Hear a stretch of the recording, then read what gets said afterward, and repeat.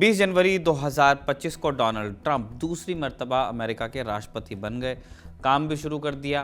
पहले दिन ट्रंप ने कई सारे आदेशों पर हस्ताक्षर किए जिनका प्रभाव हिंदुस्तान पर भी पड़ता है, यूएस पर तो पड़ता ही है।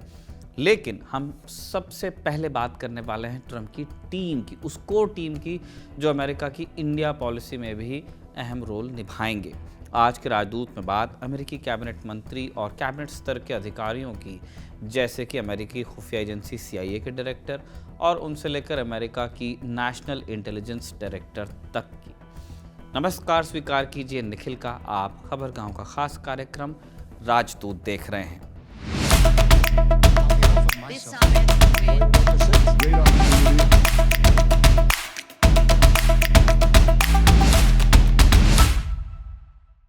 ट्रंप सरकार में भारतीय मूल के कई लोगों को अहम जिम्मेदारियां दी गई हैं। ये खूब लिखी जा चुकी, बोली जा चुकी और सुनी जा चुकी लाइन है। इसमें कश पटेल हैं और जय भट्टाचार्य हैं, विवेक रामास्वामी हैं। लेकिन सरकार बनने के पहले दिन उन्होंने मंत्रालय से अपनी दूरी बना ली। मंत्रालय भी नया था, रामास्वामी भी नए।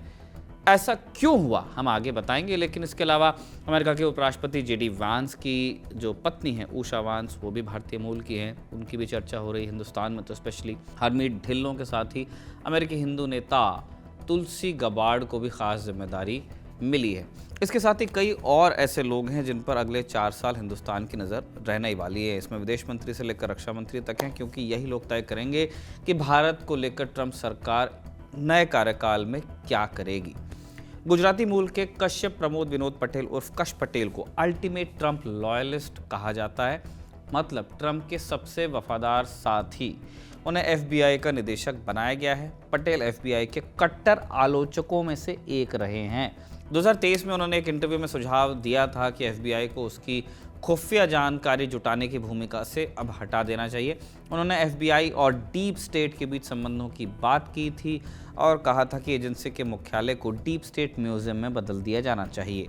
जो बाइडेन की भारत नीति को लेकर कश पटेल आलोचना करते रहे। उनका मानना है कि टेक्नोलॉजी, कॉर्पोरेशन, क्वांटम कंप्यूटिंग और AI को प्राथमिकता देकर राष्ट्रीय सुरक्षा और वैश्विक रणनीतिक हितों को मजबूत किया गया, लेकिन बाइडेन सरकार का इस पर कोई फोकस रहा नहीं। पटेल का मानना है कि ट्रंप और मोदी के संबंध अमेरिका भारत साझेदारी का महत्वपूर्ण हिस्सा होंगे। राम मंदिर को लेकर भी कश पटेल अपना खुला समर्थन जता चुके हैं, जिसकी चर्चा भारतीय मीडिया में हुई थी। अगला नाम है श्री राम कृष्णन का। चेन्नई में जन्मे श्री राम कृष्णन दुनिया के टॉप टेक जायंट्स के साथ टॉप लेवल पर काम कर चुके हैं। कभी अपने गांव में इंटरनेट का इस्तेमाल नहीं कर पाने वाले कृष्णन आज AI की दुनिया के सबसे बड़े नामों में से एक हैं। मस्क ने जो ट्विटर को खरीदा, उस सेटअप में कृष्णन ने बड़ा अहम रोल निभाया था। कृष्णन की अपॉइंटमेंट को लेकर US में बहस भी हुई। उन पर इल्ज़ाम लगे कि वो इमिग्रेशन नियमों को आसान बनाने की वकालत करते हैं। खैर, ट्रंप सरकार ने उन पर भरोसा जताते हुए AI को लेकर व्हाइट हाउस के सीनियर पॉलिसी एडवाइजर के तौर पर उन्हें नियुक्त कर लिया। अगला नाम तुलसी गबार्ड का है। नाम से लगती हैं, लेकिन ये भारतीय नहीं है, न भारतवंशी ही हैं। वो एक अमेरिकन सिटीजन हैं।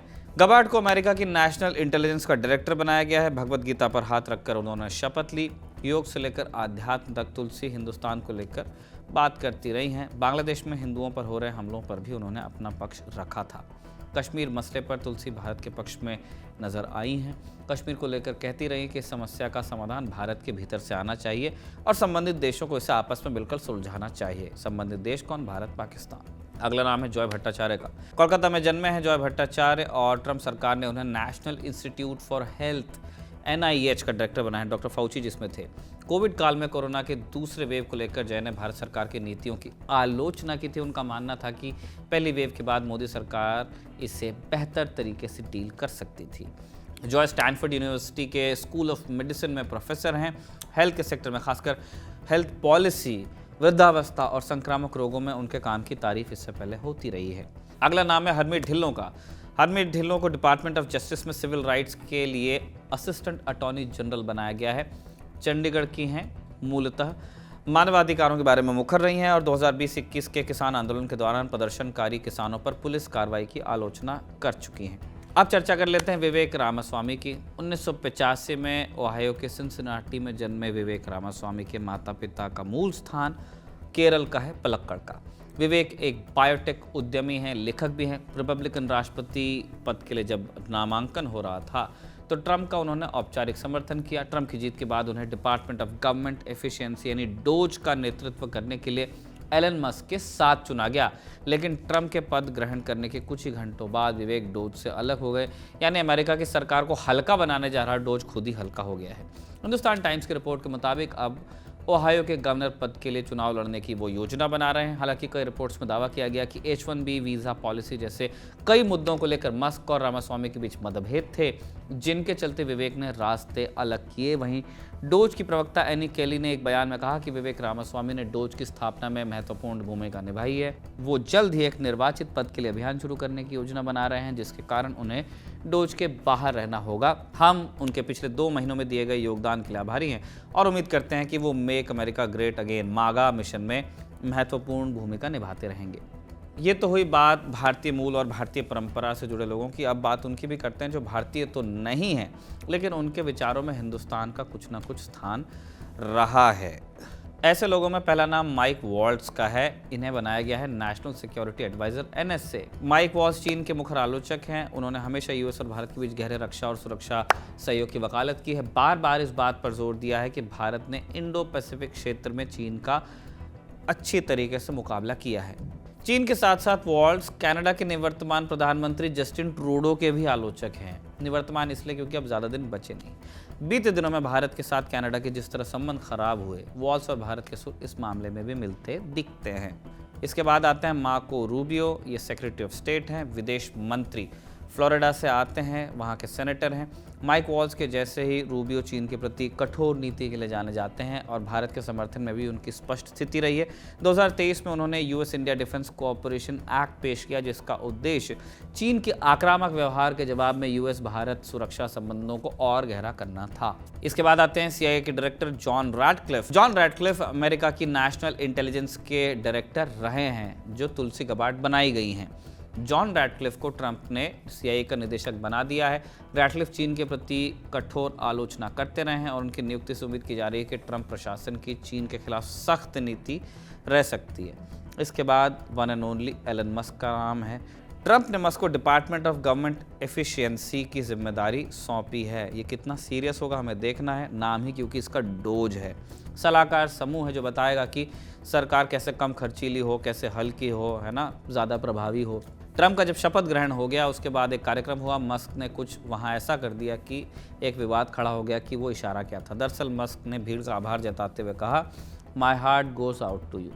इस दौरान उनके हाथ का मूवमेंट देख लोगों ने ये कहा कि ये हाइल हिटलर वाला जो सलूट था वैसा लग रहा है। लेकिन उनके समर्थकों ने कहा कि भाई ये तो एक इमोशनल डिस्प्ले ऑफ ग्रैटिट्यूड है, आप इसके अंदर हिटलर को क्यों खोज रहे हो। खैर, मस्क के लिए ऐसा करना नई बात नहीं है। असकर इस तरह का मस्खरा व्यवहार उनका रहता है, जिसके बाद बहस होती रहती है, तो यह आम बात है। बाकी अब इस किचन कैबिनेट के साथ ट्रंप ने काम करना शुरू कर दिया, जैसे हमने पहले भी बताया था। जिस काम की सबसे ज़्यादा बात हो रही है वो है बर्थ राइट सिटीजनशिप, यानी जन्म स्थान के आधार पर नागरिकता का जो कानून अमेरिका में है उसे ख़त्म करना। बर्थ राइट सिटीजनशिप अमेरिकी नागरिकता का एक कानूनी सिद्धांत है, जिसके तहत अमेरिका की ज़मीन पर पैदा होने वाले लोगों को अमेरिकी नागरिकता मिल जाती है। अमेरिका में अभी बर्थ राइट सिटीजनशिप के 2 प्रकार हैं। पहला है स्थान आधारित नागरिकता, जिसे लैटिन में हुस सोली कहा जाता है, यानी राइट ऑफ सॉइल, भूमिपुत्र का सिद्धांत या भूमिपुत्री का सिद्धांत। इसके तहत यदि कोई व्यक्ति यूएस में पैदा होता है तो उसे ऑटोमेटिकली अमेरिका की नागरिकता मिलती है। कुछ एक्सेप्शंस हैं, लेकिन उन्हें हम यहाँ डिस्कस नहीं कर रहे हैं। दूसरी स्थिति है ह्यूस सैंग्यूनिस, जिसका मतलब होता है वंश आधारित नागरिकता। ये नागरिकता माता पिता की नागरिकता से आती है, ना कि स्थान से, यानी यूएस सिटीजन्स के जो बच्चे हैं चाहे विदेश में पैदा हो जाएं, उन्हें अमेरिका का नागरिक मान लिया जाएगा। नागरिकता का यह अधिकार अमेरिकी संविधान के 14वें संशोधन द्वारा मिलता है। 19वीं सदी में जब सिविल वॉर के बाद अमेरिका में गुलामों के बच्चों को नागरिकता दी जानी थी, तब इस तरह के कानून बनाए गए थे। लेकिन अब ट्रंप इस सिद्धांत के खिलाफ नया आदेश लेकर आ गए हैं। इसके मुताबिक जिन बच्चों के माता पिता के पास लीगल डॉक्यूमेंट्स नहीं है, वो लीगल इमिग्रेंट नहीं है या सिटीजन नहीं है, उनके लिए जन्म स्थान के आधार पर नागरिकता खत्म कर दी जाएगी, उन बच्चों के लिए। इस आदेश के बाद ट्रंप प्रशासन का कहना है कि संविधान के 14वें संशोधन का मतलब ये नहीं है कि अमेरिका में पैदा होने वाले सभी बच्चों को नागरिकता मिलेगी, विशेषकर उन बच्चों को जिनके माता पिता अवैध रूप से अमेरिका में रहते हैं। वैसे अभी ट्रंप ने सिर्फ अपनी कलम चलाई है।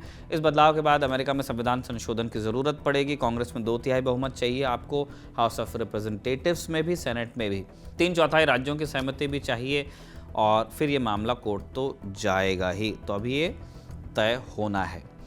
जो भी तय होगा वो राजदूत की आने वाले किस्तों में आपको मालूम चलता रहेगा। उन सभी किस्तों को अगर आप देखना चाहते हैं तो आपको खबर गांव के साथ बने रहना है, सब्सक्राइब ज़रूर करना है। राजदूत की आज की जो ये किस्त आपने देखी उससे लिखा था शुभम ने आदित्य की मदद से और इसे रिकॉर्ड किया था निवेदिता ने इरशाद की मदद से। आप देखते रहिए खबर गांव।